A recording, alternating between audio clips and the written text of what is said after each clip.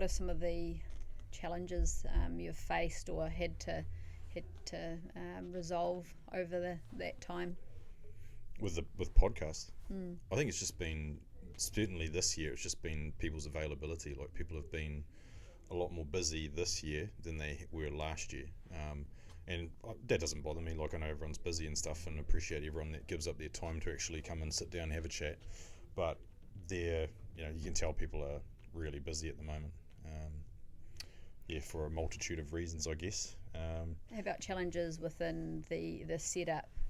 So, like, I noticed straight away that the first podcast backgrounds and how you've set up this part of the boardroom is quite different. So, challenges with the setup and podcast operations. Podcast operations. Yeah, no, that's a good point, and I actually don't really like it at the moment. Like, it's kind of, I did the initial ones were just a couple of signs on a wall to get things going, and then we kind of that sign that's behind you, we kind of did that, but now it's in the wrong place because we changed the seats, and we don't have the table in the middle anymore. I had these grand visions of incorporating a screen and stuff, and doing all that sort of thing, and we'll get there one day, but yeah, it's just kind of a bit makeshift at the moment, so try and keep it looking as sort of decent as possible, but to be honest, it's really about the content, I guess, and just making sure that the people that do come in get their stories across, and that sort of thing. How it still looks pretty much the same as it did when we first started it, but it's the kind of thing where I get a bit like, it could be better, and we could be doing this or could be doing that. So it'll keep changing.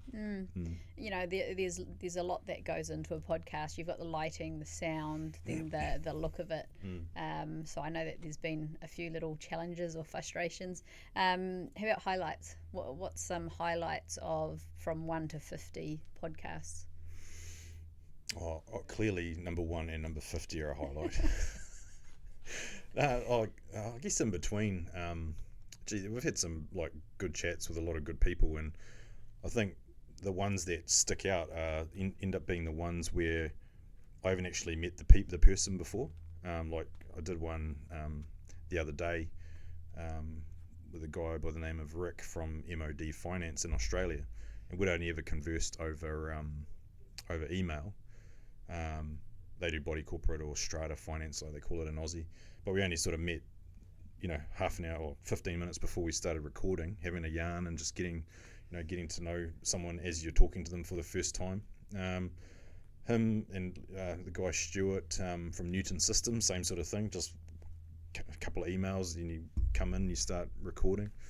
But I think everyone has a different story or a different